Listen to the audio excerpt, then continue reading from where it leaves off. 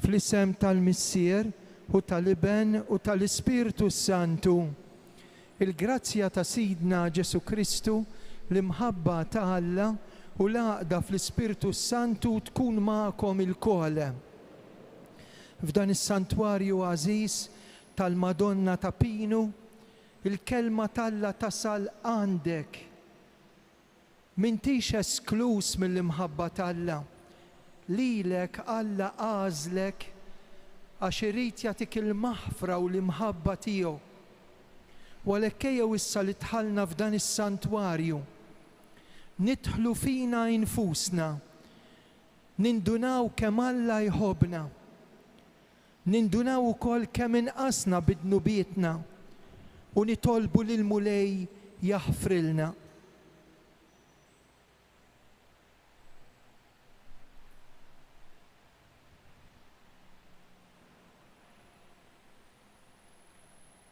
Nistqar l-Alla li jista' kollox, lilkom ħuti li jiena dnibt ħafna, bil-ħsieb bil-kliem blemin, billi ħallejt dmirijieti.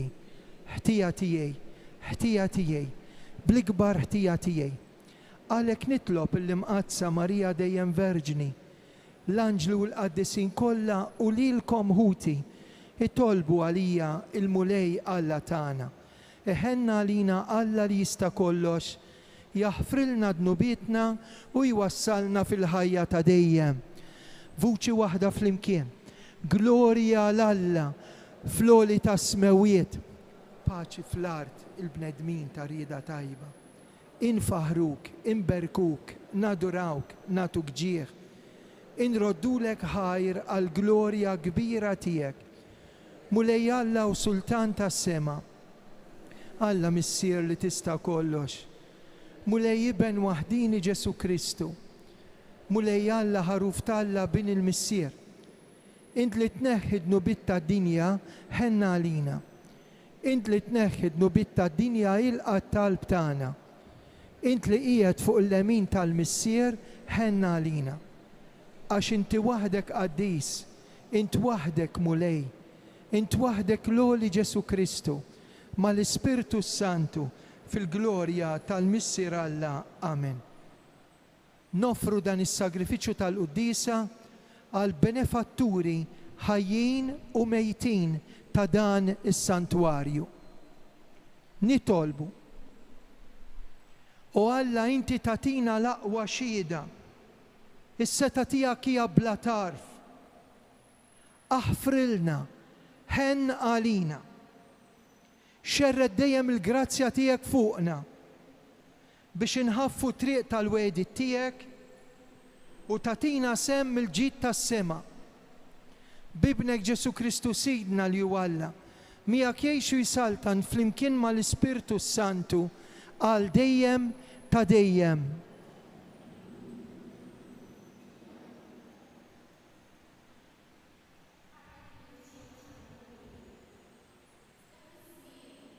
Il-Mulej niżel fi sħaba ikellem lil Mosè u ħam mill-ispirtu li kellu fih u taħ lis-70 xieħ u ġara li jekk kif l-ispirtu għad fuqhom bdew jipprofetizzaw imma ma ssuktawx.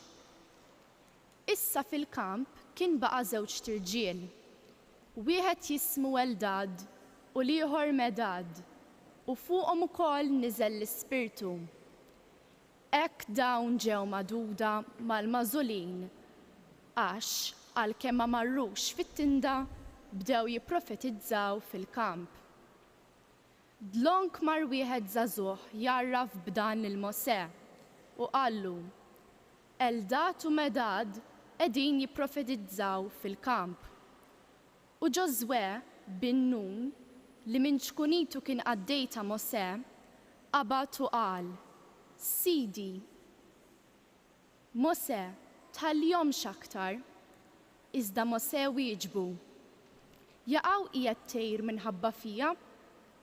Jalla l-poplu tal-Mulej ikun kollu f'profeti u jalla l-Mulej qiegħed fuqhom l-Ispirtu tiegħu. Il-kelma tal-Mulej.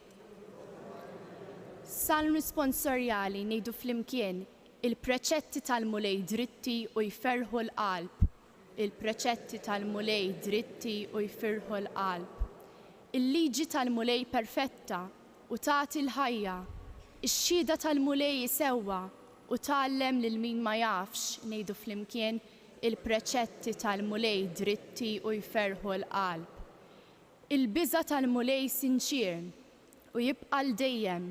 Il-ġustizzji tal-mulej sewwa u msetqa għal kollox ngħidu flimkien il-preċetti tal-mulej dritti u jferħu l-qalb. Fehmhom sewwa l-qaddej tiegħek, ħlas tajjeb għandu min ħarishom. In-nuqqas min jista' jarfu minn dak li ma nafx bih saffini ngħidu flimkien il-preċetti tal-mulej dritti u jferħu l-qalb.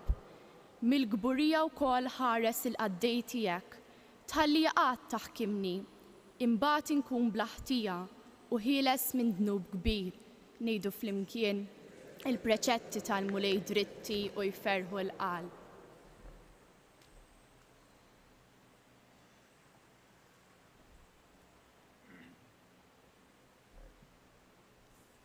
Qari mill-ittra ta' San Ġagbu Apostlu. Ejjew isa, intom il-onja, ibku u ixtru fuq il-għawċ li ġej fuqkom. Ġietkom tħassar, ħwejjiġkom killitom il-kamla, id-depp u l-fidda ta'kom rabbew istadit, u istadit ta'kom għat jixed kontra ta'kom, u jiklilkom ġisimkom bħannar, ħżintu l-ġid fl-aħħar jiem. Ara, il-ħlas tal-ħaddiema li ħasdu l-għaliqi ta'kom, ħlas li jintom zammejtulhom bil-qerq, qiegħed jgħajjat kontra ta'kom, u l-biki ta' dawk li ħasdu wasal fid-dnejn il-mulej tal-eżerċiti. Fuq l-art għextu fix-xalar u l-lussu, għadtu tissemnu għal-jum tal-qatla. Intom ikkundannajtu l-ġust, tiltuh, għax ma jistax jeqfilkom. Il-kelma tal-mulej inroddu ħajr il-Alla, jekk oġobkom inqumu bil-wifqa. Alleluja, alleluja, alleluja. Misser, il-kelma tiegħek hi l-verità, qaddisom permezz tal-verità.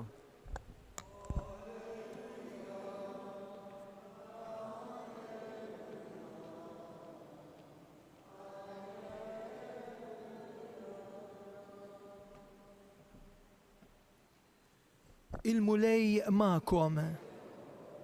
Qari mill-Vanġelu skont San Mark. F'dak iż-żmien Ġwanni qal lil Ġesu, Mallem, wieħed raġel li soltu ma jkunx magħna. Rajnih ikeċċixjaten f'ismek u ridna nżommuh. Għax mhux wieħed minn tagħna. Imma Ġesu qal le, iżommuhx.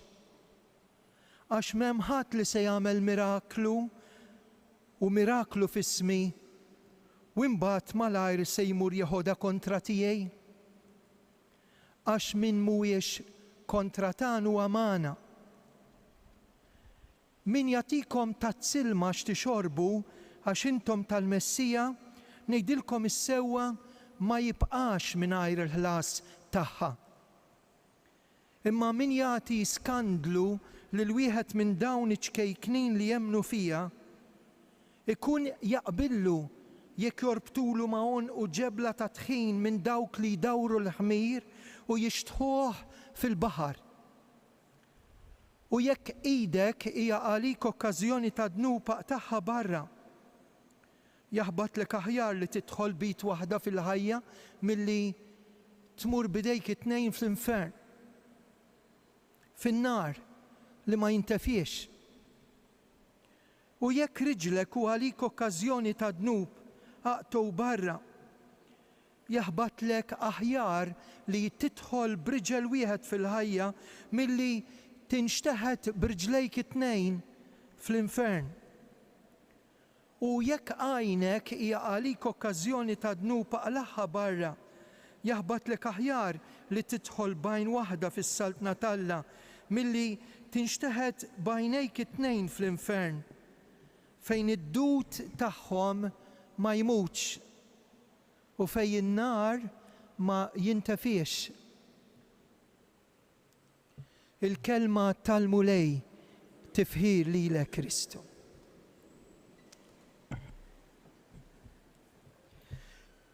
L-iktar ħaġa li jkollna bżonn x'ħin nisimgħu l-kelma tal-Alla u tkun ħatibda priedka tafu x'inhi.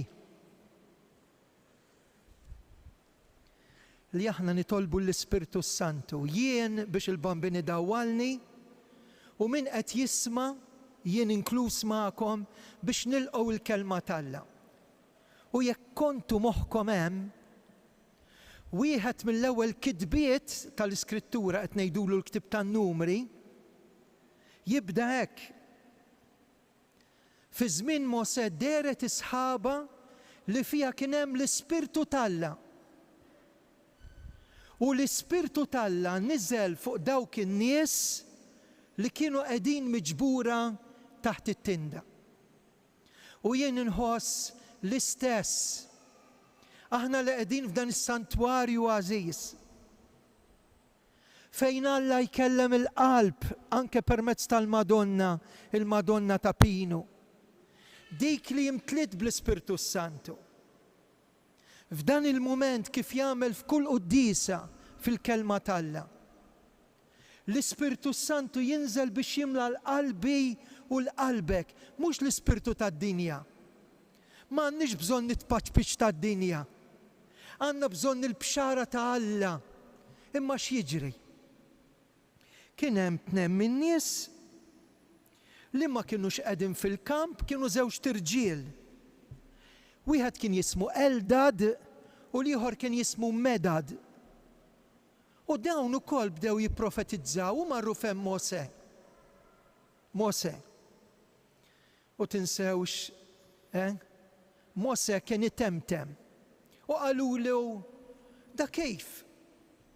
Dawk it-tnejn ma kienux magħna, la kienu hemm barra u ma rċivewx dad-don tal-Ispirtu. Kif qegħdin jitkellmu f'ismek, f'isem Alla? U Mosè qalilhom hekk dawk il-kelmiet sbieħ. Eldad u Medad qegħdin jipprofetizzaw, ħalluhom. U jiena nimmaġina li fil-Knisja minkejja li niġu aħna m'għamdin ikun hemm bħal dawk iż-żewġ tirġiel li jħossuhom li nqatgħu. Li jgħidulek jien għal xejn inqerra x'nerġa' nirrepeti l-iżbalji u min ma jirrepetix. Li jgħidulek jien nisma' imma mbagħad noħroġ il-knis mill-Knisja u dajjef wisq fader. Li jgħidulek jiena niġi għax il-mara tiġi imma ma nħossiex. Ħabib, oħt, iftaħ qalbek għall-Ispirtu tal-Alla. Anke jent li tħossok maqtuħ u forsi l-oħrajn jgħidu ara llum minn ġil Knisja u dik xebet tiġri issa ġiet ħdej il-Madonna ta' Pinu u dak bit-tatus u dak bl-imsielet u dak li qatt taħajtu l-ħabs u dak hekk tara l-Madonna hawnhekk. Hawnhekk ma niġux aħna, hawnhekk iġġibna l-Madonna. U l-ikbar mirakli li jsiru b'dan il-mod.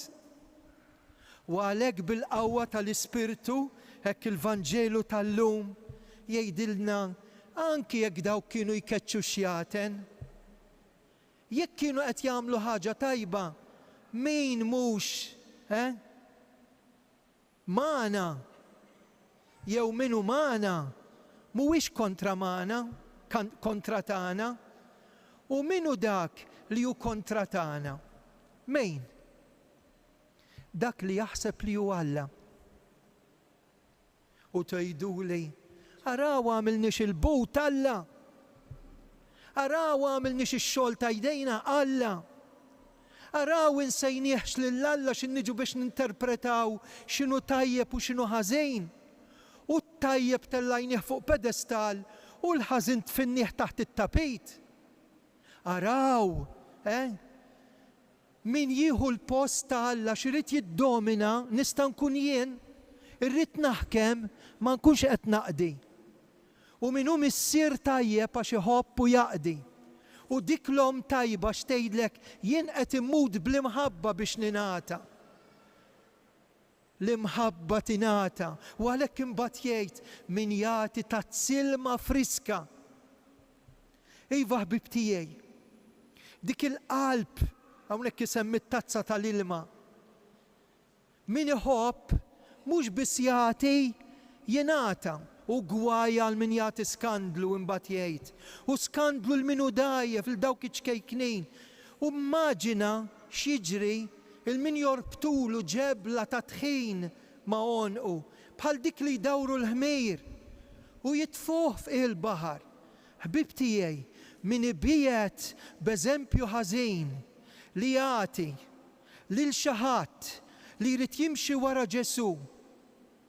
U dak l-eżempju ħażin huwa skandlu, jiġifieri jfixkel jew ibiet minn Alla il-min irid joqrob lejn Alla imma fidju fiha tiegħu jibqa' l-bot minħabba fija jew minħabba fik gwajja għalik. Għax tifga mhux għax tkun f'qih il-baħar, kif qalilna Ġesu b'dik il-ġebla ta' tħin ma' onqok, u għalhekk qed jgħidlek u mhux aħjar tidħol bit waħda. Jiġifieri dak li qed tagħmlu sewwa, u riġlejk fejn qed tmur? Lem li ma direzzjoni qed timxi. Fejn tmur il-qalb jimxu r-riġlejn u l-għajnejn xi fisser? Jiġifieri id-dawl f'qalbi hemm id-dlam jew id-dawl. Mhux għax qed jgħidilna muraq ta' idek jew aqla għajnek jew neħħi riġlek, qed jgħidilna kontrolla l-mixi tiegħek, id-deċiżjonijiet tiegħek. Jekk hemm dawl f'ħajtek, l-operat ta' jdejk, ejjew nifhmuh il-Ġesu f'dak li qed jgħidilna għax inkella u s-sentenza tal-aħħar aħna neħilsu minna din ta' għax ngħidu għax l-infern u n-nar li ma jintefiex, stenna. Dak li se jiġri wara isir issa meta nagħmlu deċiżjonijiet żiena, u għalhekk qed jgħid u hemm kelma jibsa.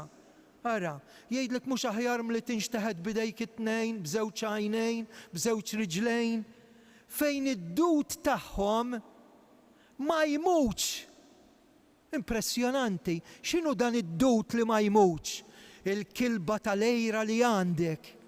Anke fit-tebut teħodha miegħek ma tiġġildilix f'ħajtek.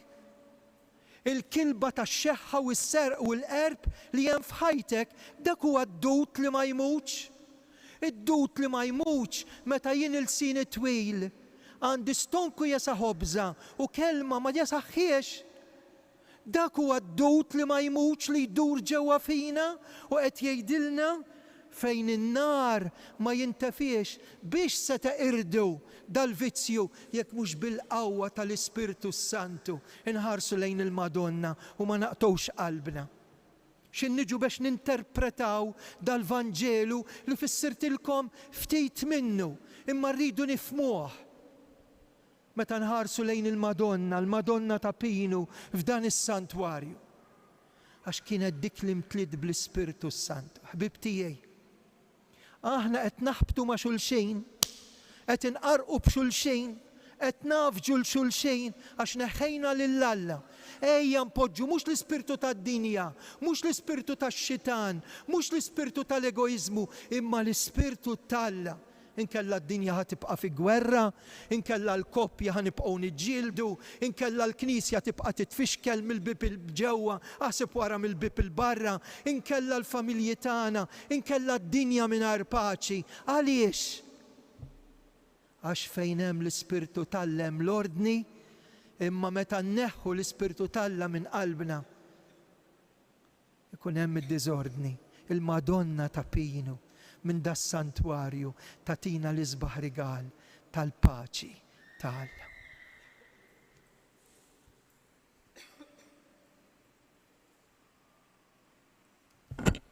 Jiena nemmen falla wieħed, il-missier li jista' kollox, ħalaq is-sema u l-art, dak kollu li jidher dak li ma jidirx.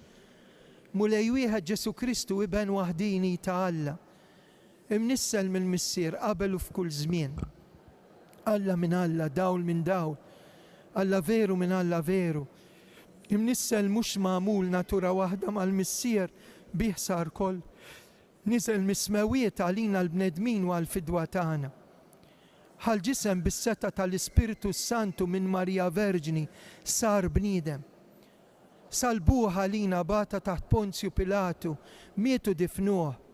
Fit-tielet jum qam minn bejn l-imwiet skont il-kodba mqazza. Tela s-sema u qiegħed fuq il-lemin tal-missier. Għandu jerġa' jiġi fil-glorja jagħmel ħaq mill-ħajjin u l-mejtin. Saltna tiegħu ma jkollix tmiem, l-Ispiritu Santu mulej jagħti ħajja ġej mill-missier u mill-liben. Li jum u mweġġaħ flimkien mal-missier u mal-liben. U tkellem b'fom il-profeti. Knisja waħda qaddisa kattolika apostolika. Nistqarma mudija waħda l-maħfra ta' dnubiet. Nistenna qawma mill-imwiet u l-ħajja għażmin li ġej. Amen. Kemm aħna xortina tajba li Ġesu jiftħilna għajnejna fuq iex biex ngħixu suret in-nies, dak kien il-Vanġelu. Npoġġu saqajna mal-art u ngħidu x'qed nagħmel hawn. U għalhekk issa ħarresqulu t-talb. Il-vista li qed jagħmel il-Papa fuq il-wheelchair iqsar minn tad-darba l-oħra, imma naħseb li iktar jibsa. U għalhekk nitolbu biex il-preżenza tal-Papa fis-sempliċità, id-dinjità, waqt li jġorr id-nubiet tal-umanità u tal-Knisja li jirrappreżenta tħalli l-frott fir-ruħ u l-ġisem. Nitolbu għal-ħutna li jgħixu fil-Libanu, f'Iżrael, il-Palestina, l-Ukranja, ir-Russja. Imma partikolarment għalina li m'għandniex il-paċi f'qalbna u għall-familji. Ħafna tfal u ħafna żgħażagħ u ħafna nies hekk jgħaddu mill-problemi u d-diffikultajiet tar-relazzjoni f'saħħitha fil-familja. Għal dan nitolbu ismana. Hekk biex għada ħafna nies Malta Għawdex, l-aktar dawk li huma mamdin, jindunaw li hija ġurnata speċjali, il-jum tal-ħadd. U nżejnuh, ngħixuh bil-kelma tal-Alla u l-Ewkaristija, nitolbu ismana. Illum qed nagħmlu ġabra speċjali f'dan is-santwarju min jieħu ħsieb hawnhekk jaf kemm riżorsi għandu bżonn. Hekk jiġu n-nies mid-dinja kollha hawnhekk u nixtiequ li nżommuh fid-dinjità tiegħu.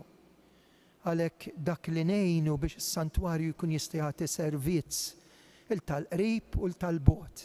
Hekk nitolbu biex nżommuh b'dinjità, il-mod kif nilbsu, il-mod kif nitolbu, il-mod kif aħna stess.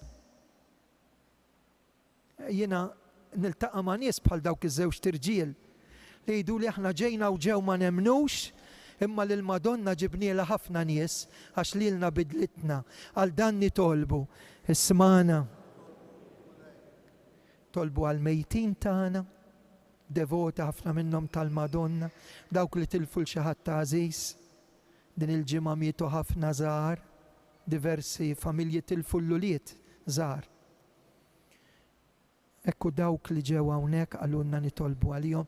Intom li qegħdin issegwuna permezz tas-social media UTV, intom li jettulna biex titolbu għalikom, u intom li ġejtu ma qlajtux il-grazzja għalikom nitolbu.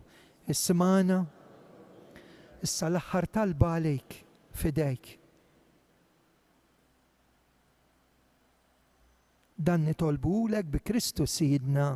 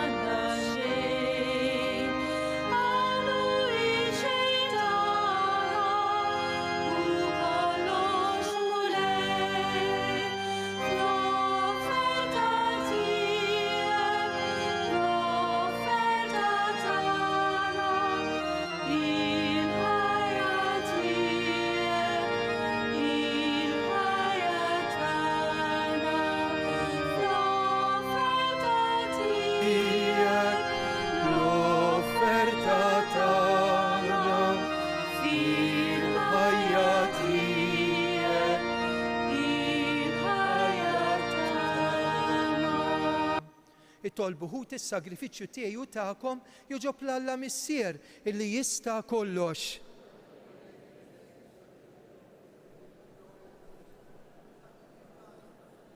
Għamelu Alla ħanin li din l-offerta tkun toġbok biex bis-saħħa tagħna tinfetħilna l-għajn ta' kull barka bi Kristu Sidna il-mulej ma'kom, nerfo qlubna l-fuq, żuħajl il-mulej Alla tagħna. Sewwa xieraq mulej, tajjeb u taġita s-salvazzjoni tagħna, dejjem irroddulek ħajr. Aħna nafu għall-glorja tiegħek bla qies, inti twieżen lilna aħna bnedmin dajfa. Tipprovdilna għajnuna mill-istess natura dajfa tagħna. Bekk inti tader, inti tħenn għal min jintilef u mnejn ikun ġarrab it-telfien twassallu s-salvazzjoni tiegħek bi Kristu Sidna. Għalhekk mal-anġlu u l-qaddisin infaħruk u bil-qalb intennulek. Qaddis.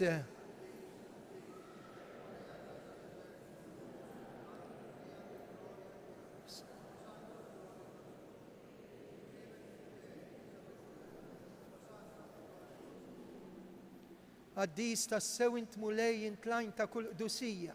Qaddes għalhekk nitolbuk dawn l-offerti bil-barka tal-Ispirtu tiegħek isiru għalina l-ġisem u d-demm ta' Sidna Ġesu Kristu.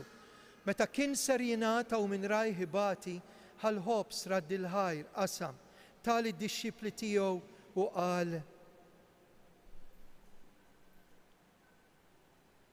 ħudu u kulu il-koll minn dan, għax dan huwa ġismi li jingħata għalikom.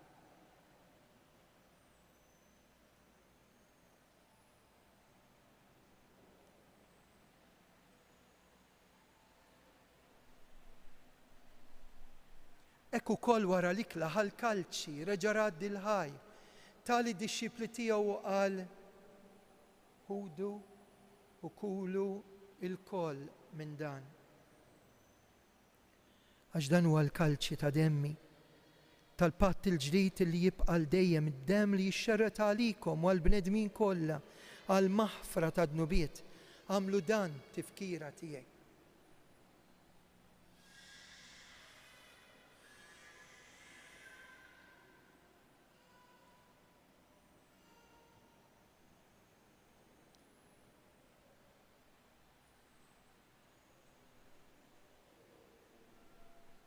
Dan hu l-misteru tal-fidi jinħabbru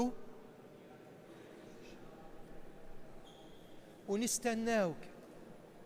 Għalhekk aħna u nagħmlu dan tifkira tal-mewt u l-qawmien ta' Sidna Ġesu. Nofrulek il-ħobs tal-ħajja u l-kalċi tas-salvazzjoni u rroddulek ħajr. Intoġbok tilqana hawn quddiemek biex naqduk miċ-ċokontana qed nitolbu l-Ispirtu Santu. L-Ispirtu Santu jaqadna ġisem wieħed li nieħdu sehem il-ġisem id-demm ta' Kristu. Mulej iftakar fil-Knisja tiegħek imxerda mad-dinja kollha. Wettaqa fl-imħabba flimkien mal-Papa Franġisk, l-isqof tagħna Anton, il-ministri tiegħek kollha. Ftakar ukoll fħutna li raqdu bit-tama tal-qawmien, ftakar fil-mejtin kollha. Daħħalhom quddiemek fid-dawl tas-sebħ tiegħek. Ħenna lina l-koll nitolbuk, għati lilna wkoll il-wirt tal-ħajja ta' dejjem, mal-Verġni Mqazzom Malla Marija, San Giuseppe, l-Apostli, San George Preka u l-qaddisin kollha li jgħixu fil-ħbiberija tiegħek sa mill-bidu tad-dinja. Għamel li magħhom infaħruk u nsebħuk b'Ġesu Kristu ibnek.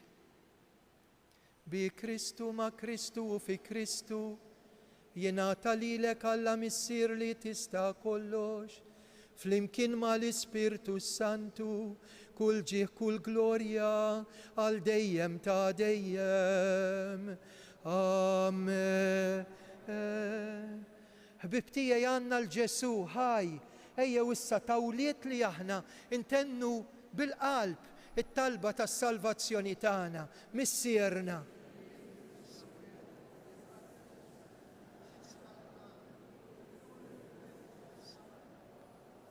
Ħobżna ta' kuljum matina l-lum, ħafrinna l-lubien, bħalma naħfru l-minuħati għalin.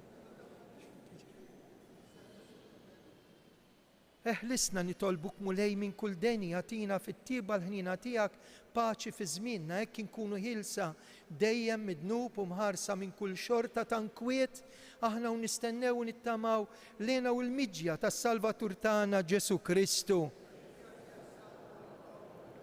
Mulej Ġesu dak li l-apostli qed tgħidu lilna inħallilkom islim nagħtikom il-paċi tiegħi tħarix lejn dnubietna. Iżda ħares il-fidi tal-Knisja tiegħek għaw miġbura u rappreżentata f'dawn il-familji. Għatija slim, għatija laqda li jintrit fija, int li tgħix fis-saltan għal dejjem ta' dejjem. Il-paċi tal-mulej Ġesu tkun dejjem magħkom. Għatu l-paċi xulxejn.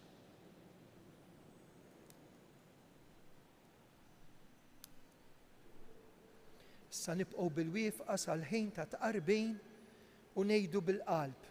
Ħaruf Talla.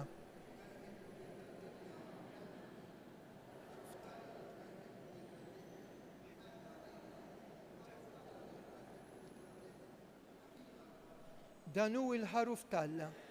Danu li jneħħi d-nubiet tad-dinja. Ħen jien dawk mistiedna għal dilikla tal-ħaruf mulej.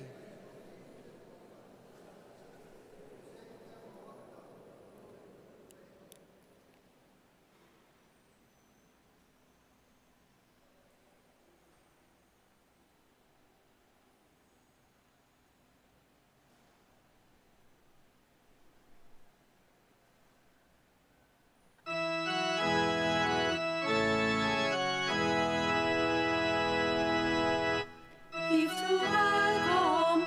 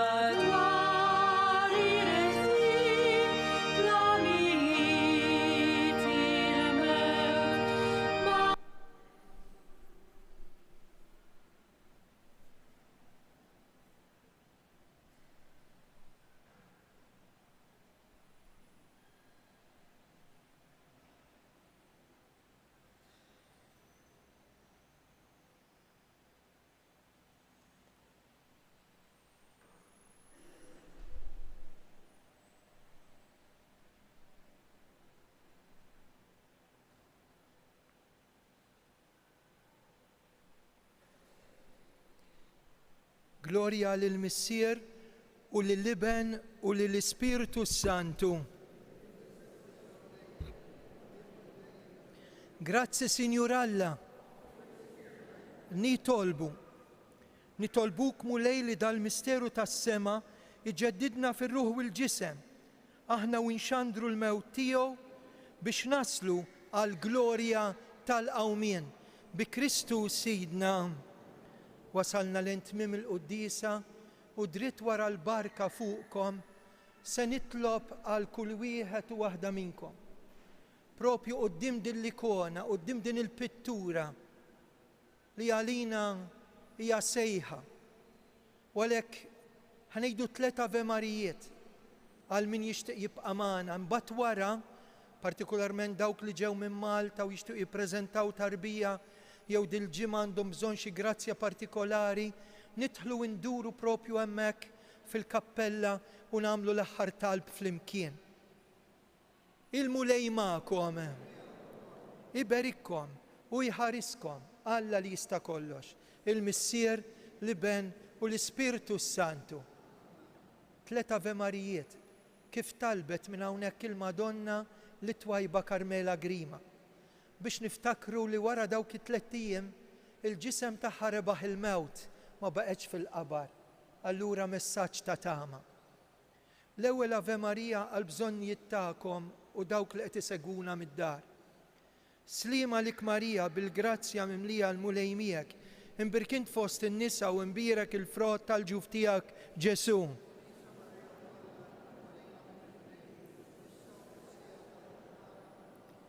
Din it-tieni Ave Marija nixtieq nitlob għal Monsinjur Beneditt Camilleri, illi għal ħafna snin kien rettur hawnhekk f'dan is-santwarju.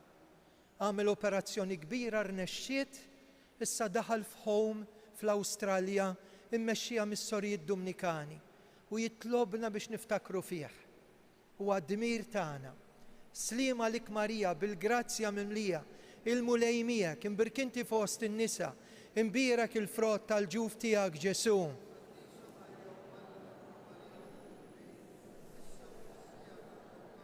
F'dan il-mument l-isqof tagħna qed jagħti il-pussess ta' waħda mill-parroċċi l-kbar ta' Għawdex, il-parroċċja ta' San Pietru Pawl in-Nadu. Nitolbu għal Fader Kristof Butiġieċ mill-parroċċja tal-Qala li se jkun l-arċipriet ta' din il-parroċċja. Slima lik Marija bil-grazzja mimlija, il-mulej miegħek, imbirkinti fost in-nisa, imbierek il-frott tal-ġuf tiegħek Ġesu.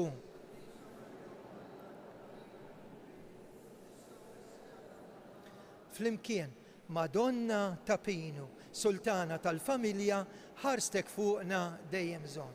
San Mikil Arkanġlu itlob għalin. Morru fil-paċi ta' Kristu.